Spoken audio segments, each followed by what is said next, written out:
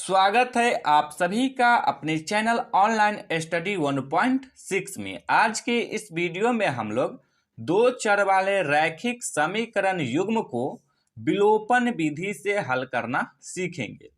देखिए यहाँ प्रश्न में दो समीकरण दिया हुआ है, तो सबसे पहले विलोपन विधि को समझते हैं। देखिए विलोपन विधि से समीकरण को हल करने के लिए किसी एक चर पद को विलुप्त करना पड़ता है, यानी कि गायब करना पड़ता है। आप चाहे तो x वाले चर पद को विलुप्त कर सकते हैं और चाहे तो y वाले चर पद को भी विलुप्त कर सकते हैं, ये आपके ऊपर डिपेंड है। किसी भी चर पद को विलुप्त करने के लिए उसके गुणांक को बराबर करना पड़ता है। तो समझते हैं कि गुणांक होता क्या है। यहाँ देखिए ये जो समीकरण है इसमें x के साथ गुना के रूप में 3 है। देखिए इस बीच में कोई चिन्ह नहीं रहता है तो गुना का चिन्ह रहता है, तो x के साथ गुना के रूप में 3 है तो x का गुणांक हो जाएगा 3। y के साथ गुना के रूप में 4 है तो y का गुणांक हो जाएगा 4। ठीक उसी प्रकार से समीकरण 2 में x के साथ गुना के रूप में 2 है तो x का गुणांक हो जाएगा 2 और y के साथ गुना के रूप में 2 है तो y का भी गुणांक हो जाएगा 2। तो गुणांक किसको कहते हैं ये समझ में आ गया। और किसी भी चर पद को विलुप्त करने के लिए उसके गुणांक को बराबर करना पड़ता है, और गुणांक को बराबर करने के लिए समीकरण 1 और समीकरण 2 को किसी न किसी संख्या से गुना करना पड़ता है। तो अब समझते हैं कि किस संख्या से गुना करना पड़ता है। तो देखिए इसका सबसे आसान तरीका ये है, यदि आप x वाले चर पद को विलुप्त करना चाहते हैं तो समीकरण 1 के x के गुणांक से समीकरण 2 को गुना कर दीजिए और समीकरण 2 के x के गुणांक से समीकरण 1 को गुना कर दीजिए, जिससे कि x वाले चर पद का गुणांक बराबर हो जाएगा। तो चलिए अब इस प्रश्न को सॉल्व करते हैं, जिससे कि और अच्छे से समझ में आएगा। तो सबसे पहले लिखेंगे हम लोग समीकरण 1 एवं 2 से। समीकरण 1 है 3x + 4y बराबर में 10, यह है समीकरण 1। और समीकरण 2 है 2x + में 2y बराबर में 2, ये है समीकरण 2। देखिए हम लोग x वाले चर पद को विलुप्त करना चाहते हैं, तो क्या करेंगे, समीकरण 2 में x का गुणांक है 2 तो समीकरण 1 को गुना कर देंगे 2 से, और समीकरण 1 में x का गुणांक है 3 तो समीकरण 2 को गुना कर देंगे 3 से। अब देखिए ये जो 3x है सिर्फ इसी को 2 से गुना नहीं करेंगे, ये जो पूरे समीकरण 1 है इस पूरे समीकरण 1 को 2 से गुना करेंगे। तो चलिए गुना करते हैं। 3x को 2 से गुना करेंगे तो हो जाएगा 6x, प्लस का चिन्ह है तो प्लस का चिन्ह। अब 4y को 2 से गुना करेंगे तो हो जाएगा 8y, बराबर का चिन्ह है तो बराबर का चिन्ह। अब 10 को 2 से गुना करेंगे तो 10 दूनी हो जाएगा 20। देखिए ये एक अलग समीकरण बन गया, तो इसको ले लेंगे समीकरण 3। अब समीकरण 2 को 3 से गुना करेंगे तो 2x को 3 से गुना करेंगे तो हो जाएगा 6x, प्लस का चिन्ह है तो प्लस का चिन्ह।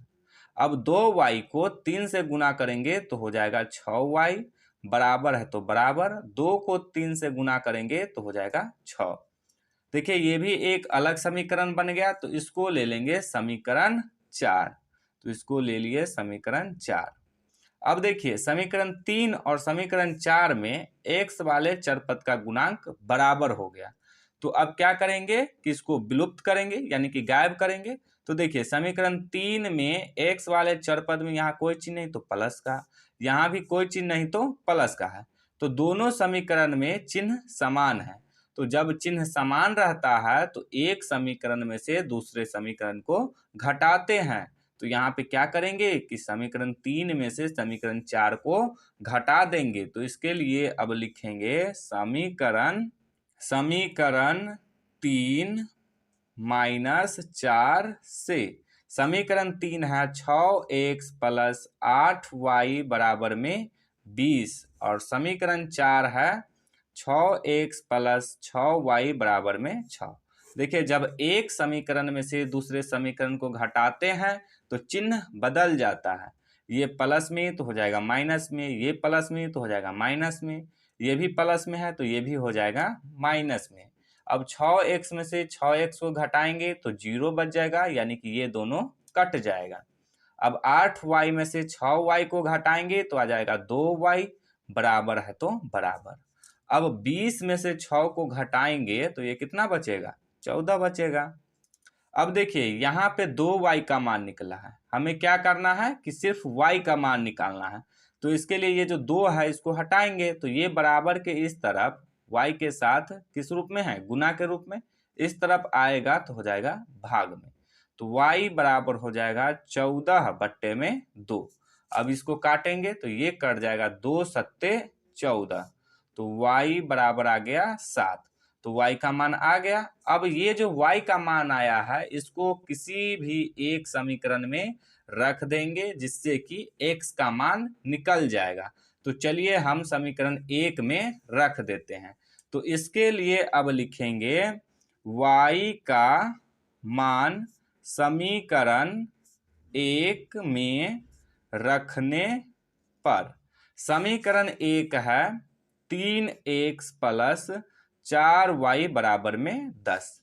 अब y के जगह पे y का मान रखेंगे तो ये हो जाएगा 3x प्लस, देखिए इस बीच में कोई चीज नहीं तो गुना का, तो ये हो जाएगा 4 गुने y का मान कितना आया है 7, तो y के स्थान पे रख देंगे 7, बराबर में 10 है तो 10। अब इसको हल करेंगे तो ये हो जाएगा 3x प्लस 4 सत्ते हो जाएगा 28, बराबर में 10 है तो 10।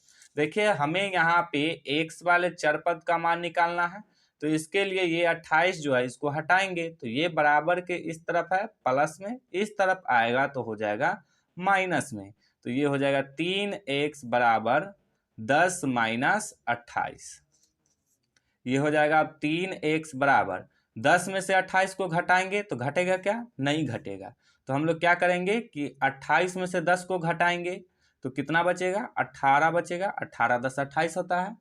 अब देखिए किसका चिन्ह बड़ा है, तो माइनस जो है ये किसका चिन्ह है, 28 का, तो 28 यहाँ पे बड़ा था इसलिए इसमें चिन्ह लग जाएगा माइनस का।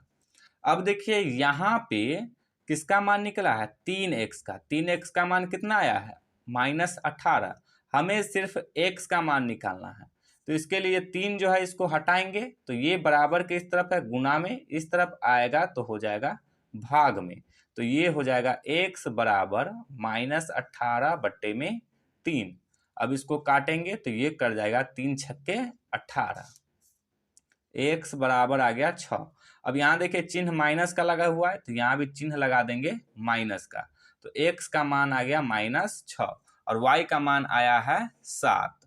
तो अब लिख देंगे x बराबर -6, y बराबर 7।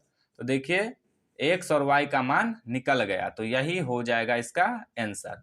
तो उम्मीद है कि आप लोगों को विलोपन विधि अच्छे से समझ में आ गया होगा। यदि समझ में आ गया हो तो इस वीडियो को लाइक कर दीजिएगा और चैनल को सब्सक्राइब जरूर कर दीजिएगा।